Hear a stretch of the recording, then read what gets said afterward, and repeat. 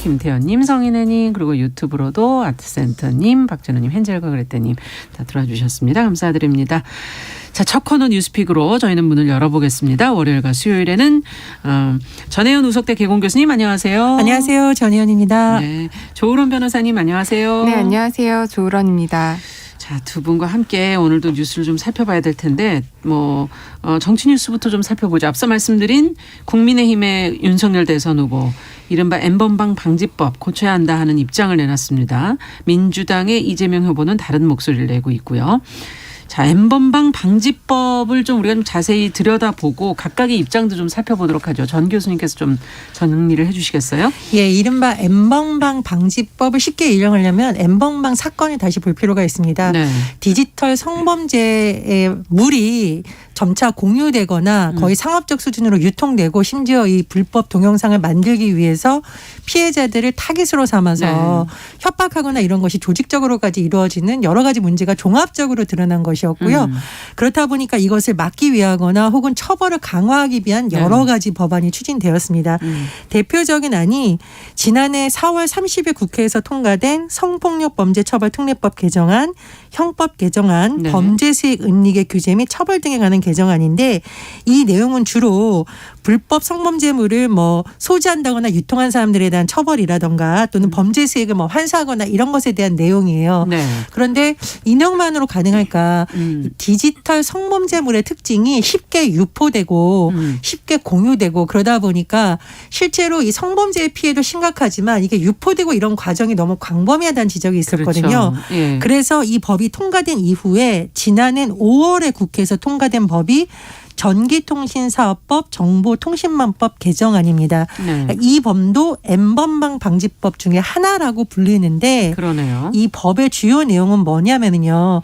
제가 말씀드렸듯이 왜 불법 촬영물 자체도 문제지만 이게 유통이 되거나 이런 것이 문제라고 했잖아요. 네. 그러니까 이것이 유통되거나 기술적인 관리 조처를 좀 이렇게 부과하기 위해서 통신사업자에게 의무를 부과하는 내용인 겁니다. 그러니까 일평균 이용자 10만 명 이상 또는 연평균 매출액 10억 원 이상 사업자인 예를 들면 우리나라에서는 카카오, 네이버를 비롯한 주요 인터넷 커뮤니티에서 불법 촬영물 필터링이 이제 이 법이 시행되는 12월 10일부터 적용을 하게 된 거고요.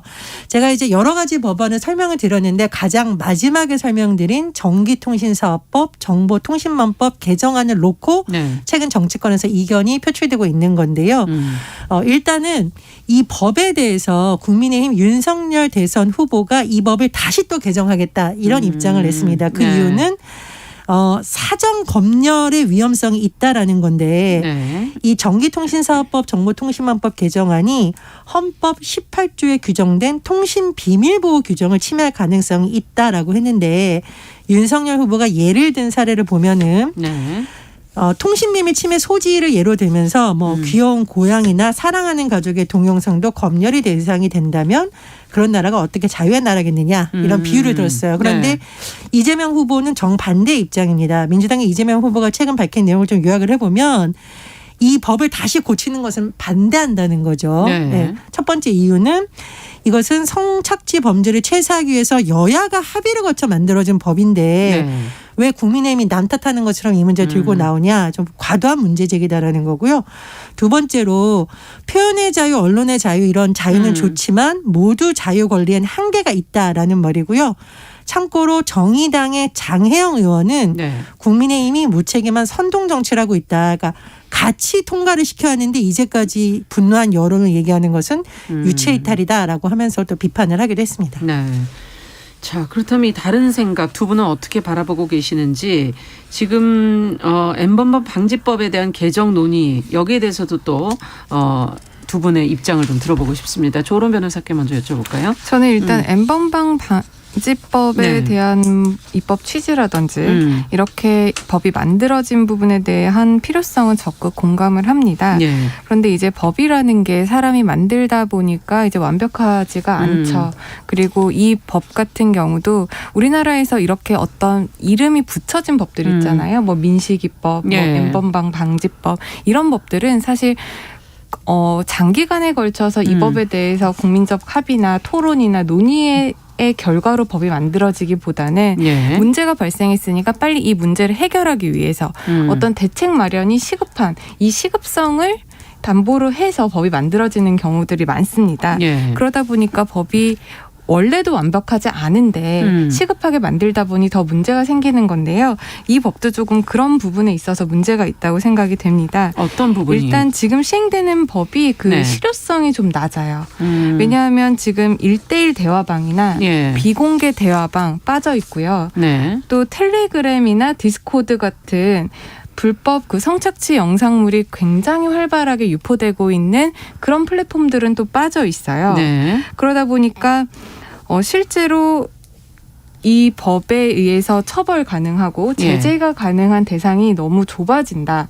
그리고 지금 제재를 하겠다라는 것이 오픈 대화방이라든지 이렇게 공개가 되어 있는 그런 사이트들인데 사실상 우리가 어떤 불법적인 일을 할 때 드러내놓고 하기보다는 굉장히 은밀하게 하는 거잖아요. 그렇기 때문에 은밀한 것은 지금 제재하지 못하고 다 이렇게 개방돼 있는 곳만 제재하는 게 과연 이 입법 목적을 달성할 수 있는지 그 부분에 대한 하나의 의문점이 생기는 거고요. 네. 그러다 보니까 이제 국내 플랫폼에 대해서만 지나치게 규제를 한다라는 비판이 있을 수밖에 없다 그렇게 생각이 됩니다. 네.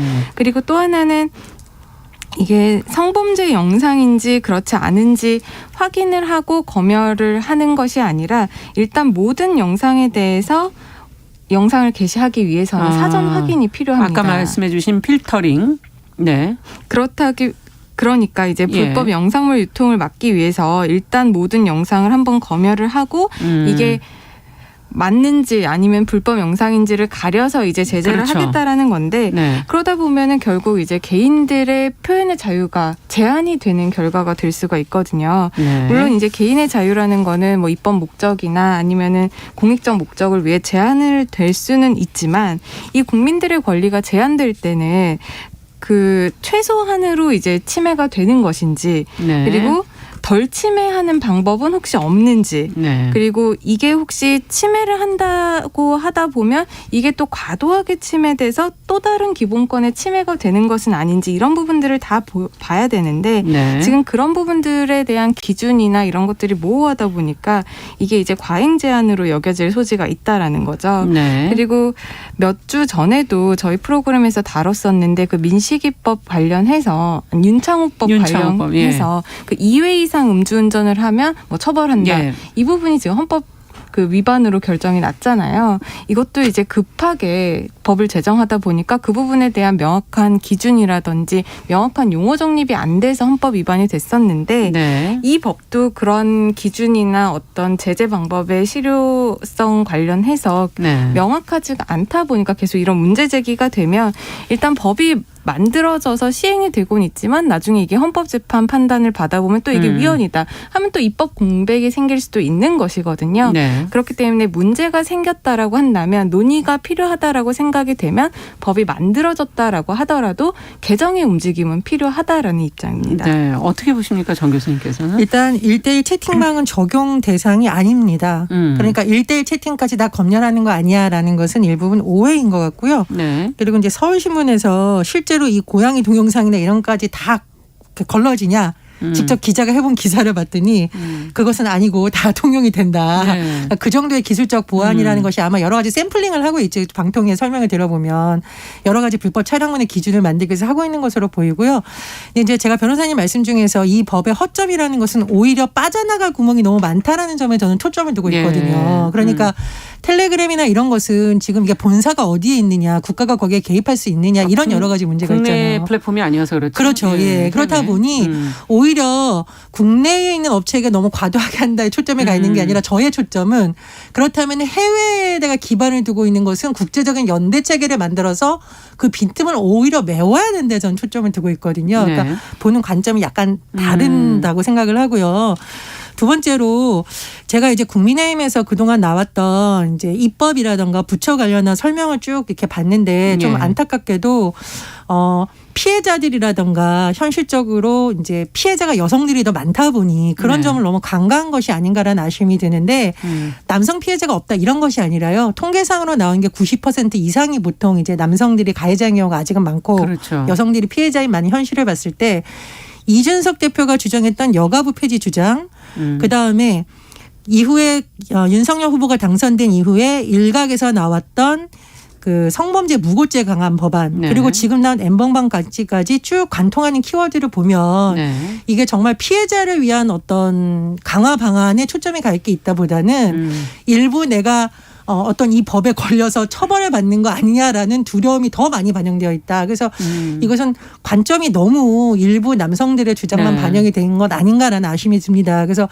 그런 부분에 어떤 허점이라든가 주장도 물론 봐야겠지만 현실적으로 피해자가 여성이 더 많은 상황에서 피해자 보호 방안도 더 많이 나와야 된다. 좀 그런 생각이 듭니다.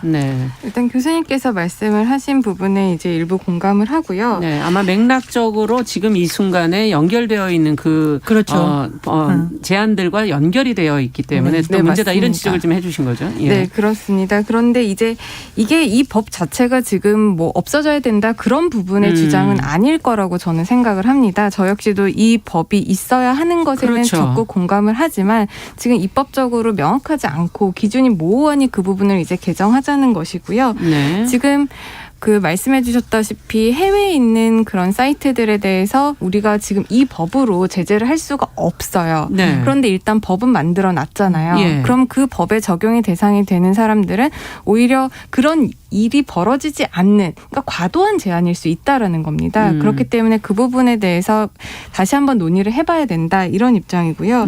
또한 그 모든 영상에 대해서 지금 사전 확인을 하고 있는데 사실상 이 영상이라는 게 한번 유포가 되면 그거를 사후적으로 이걸 아예 처음부터 없었던 것으로 하는 게 굉장히 지금 불가능한 시대에 와 있습니다. 그렇기 때문에 교수님이 말씀하신 것처럼 이런 법을 만드는 것도 중요하지만 그 피해자 보호를 위해서 국가가 이 이미 유포된 영상물을 정말 끝까지 계속 삭제하고 이것을 없애는 데 노력하는 그러한 제재적인 그러한 대대적인 지원 정책도 발표되었으면 하는 게 바람입니다.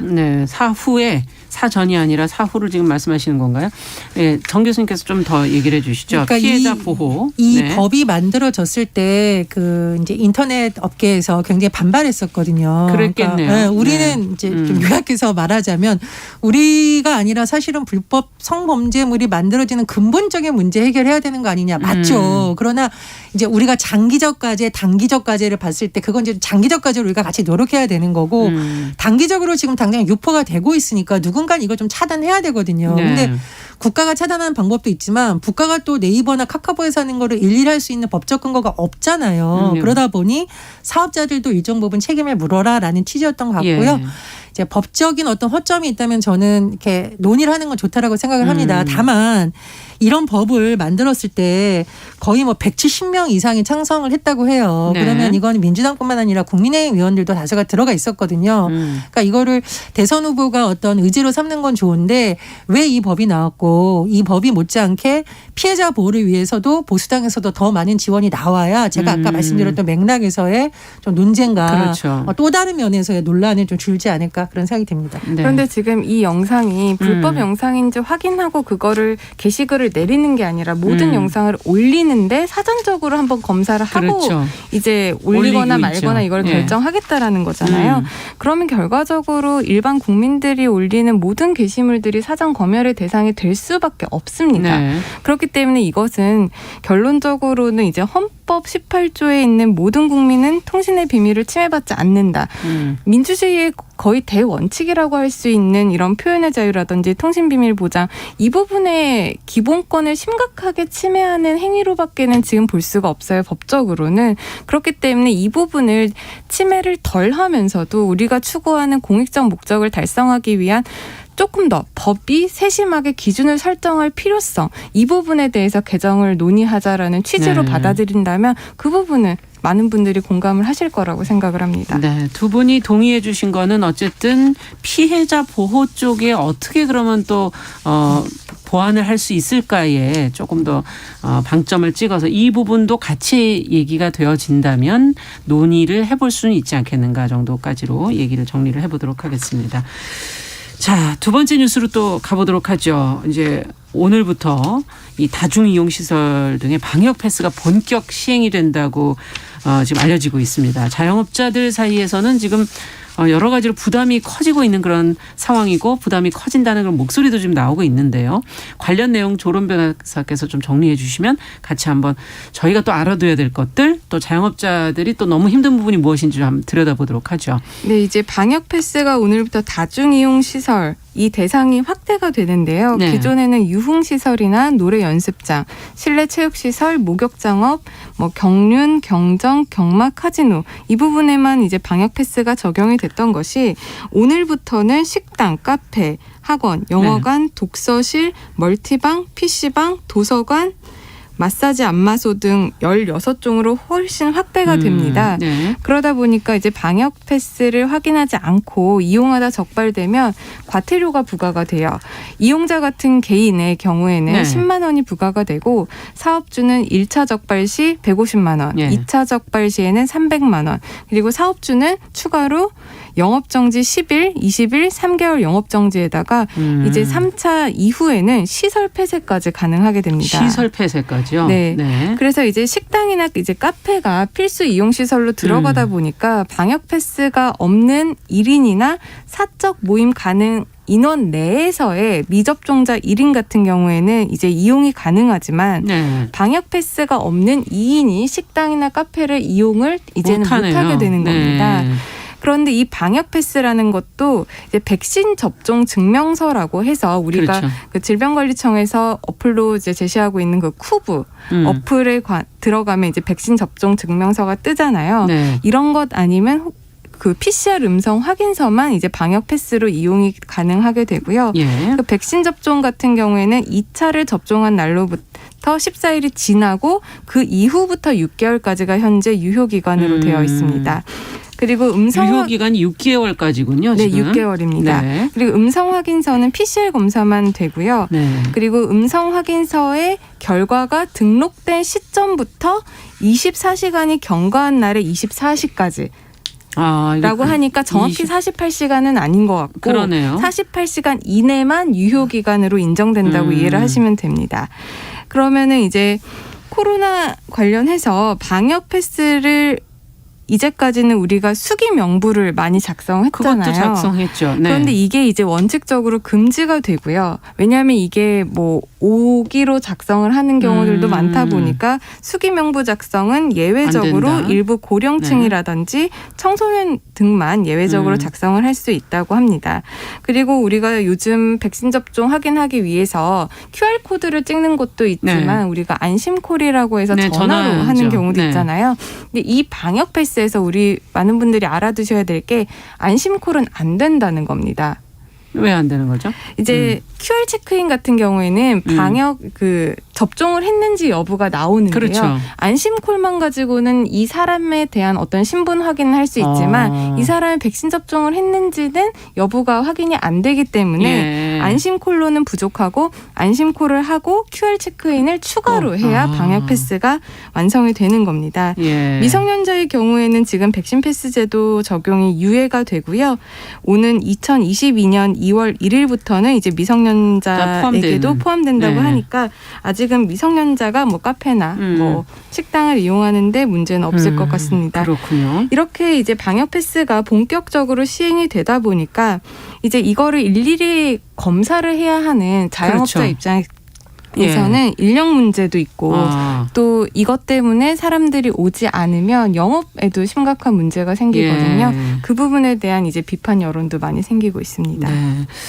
어쨌든 지금 위반한 사람보다는 방역 패스 자영업자 그거 제대로 처리를 못한 자영업자의 부담이 큰 것은 좀 문제가 아닌가. 인력 문제도 지금 좀 심각할 수도 있고요.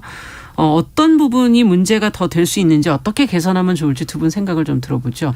네, 저는 이거는 그러니까 방역 패스를 하는 것 자체에 대해서 자영업자들이 공감을 못한다기보다는 그렇죠. 지금 너무 과중한 처벌이라든가 이런 것을 우려하는 것으로 맞습니다. 봐요. 왜냐하면은 어떤 식당에서 확진자가 나왔는데 주인이 제대로 검사 안 했다라고 만약 밝혀지면 그것은 과태료처분을 떠나서 사실 그 지역 사회에서 비난이라든가 요즘은 맞아요. 인터넷에서 예. 정보가 다 유출되거든요. 그러니까 사실 자영업자분들도 필요는 인정을 할 텐데 왜 과태료를 책임 소재가 그렇죠. 위반한 사람은 10만 원이고 우리는 이렇게 무겁게 매기느냐라는 불만이 하나 있기 때문에 네. 이 부분에 대해서는 좀 의견을 들어보고 그러면 어떻게 하는 것이 좋은지 조정안을 한번 마련해 보면 어떨까 싶고요. 네. 두 번째로 소상공인과 자영업자들이 반발하는 이면에는 사실 방역으로 인해서 그동안 우리가 이렇게 희생을 했는데 그렇죠. 또 우리에게 이렇게 처벌 중심의 규제를 하는 감성적 불만도 있다고 봅니다. 그렇습니다. 그래서 정치권에서 지금 지원금 논의하는 거 전 이것도 좀 빨리 해서 자영업자들이 느끼는 이 피해를 좀 최소화하면서 규제를 강화해야 되는 거지 규제만 강화하니까 점점 불만이 커진다 이렇게 보고요. 네. 세 번째로 우리 예전에 식당에서 담배 피는 일 흔했지만 10년 20년 지나면서 줄어들었잖아요. 네. 이게 많은 계도 기간도 있고 정부에서 홍보도 시간도 하고 많이 걸렸죠. 시간도 많이 걸리고 네. 했거든요. 그렇지만 지금은 보편화됐잖아요. 네. 그래서 정부에서 이런 부분에 있어서 업장을 찾아다니면서 설명도 더 해주고 방역 패스 하기 어려운 분들은 뭐 도와드리기도 하고 핸드폰 이렇게 할 수 있어요. 없으면은 뭐 어떻게 해드릴게요. 이런 방안을 좀 충분히 준비했다면 덜했겠죠. 그러나 이런 거 익숙치 않은 분이라든가 1인 사업자는 굉장히 이런 것에 부담이 크거든요. 그 외에도 할 일이 많으니까. 맞습니다. 그래서 정책을 시행하기 앞서서의 좀 세밀한 준비 이런 게 있었더라면 좀 반발이 덜하지 않았을까 그런 아쉬움이 많이 듭니다. 협력을 좀 끌어내는 방향으로 규제만이 아니라라는 지금 의견을 주신 것 같아요. 어떻게 보십니까? 정말 교수님께서 제가 하고 싶은 말씀을 미리 다 해버리신 것 같은데 일단 지금 정책이 지금 너무 시급한 상황이니까 그러니까요. 이제 제재로 가는 것으로밖에는 보이지를 않아요. 근데 사실상 어떤 정책을 펼칠 때는 제재도 있어야 되지만 그에 대한 이런 지원책도 충분히 마련이 돼야 되죠. 맞습니다. 무조건 어떤 제재를 하겠다 이런 네거티브적 정책보다는 어떤 것을 잘 하면 아니면 어떤 수칙을 잘 지키면 그에 대해서 대가를 상응하는 대가를 그렇죠. 지원하겠다는 포지티브 정책으로 가야 되는데 그 부분이 지금 매우 아쉽다고 보이고요. 네. 일단 이용자 같은 경우에는 10만 원인데 사업주 같은 경우에는 1차만 적발돼도 지금 150만 원이란 그러니까 말이에요. 좀 차별성이 좀 차이가 크긴 큰 것 같아요. 네, 그렇습니다. 그리고 요즘 같은 개인들이 또 옆집 아니면은 뭐 옆 사업장이 잘 된다 보면은 무분별하게 신고를 하는 그런 경쟁업자들도 많거든요. 그렇기 때문에 사실상 그 사업주는 자기가 뭐 그런 것들을 관리를 소홀히 함으로써 오는 책임도 뭐 지는 거는 당연하겠지만 책임을 뭐 이런 확인을 다 잘 하려고 해도 일부러 속이거나 이런 분들에 대해서까지 그렇죠. 사업주가 무리하게 책임을 다 떠안을 수는 없는 현실이잖아요. 그렇기 때문에 교수님 말씀을 하신 것처럼 이 부분에 대한 적절한 지원과 대책이 정부 측에서 마련이 돼야 된다고 생각을 합니다. 자, 좀 아쉬운 부분 협조를 좀 구하는 방향으로 문제를 좀 풀어갔으면 좋겠습니다. 자, 뉴스픽 조은론 변호사 전혜연 교수 두 분과 함께 이야기 나눠봤습니다. 말씀 잘 들었습니다. 감사합니다. 감사합니다. 네, 정유실의 뉴스 브런치 1부 마치고 잠시 후에 돌아오겠습니다. 11시 30분부터 일부 지역국에서 해당 지역 방송 보내드립니다.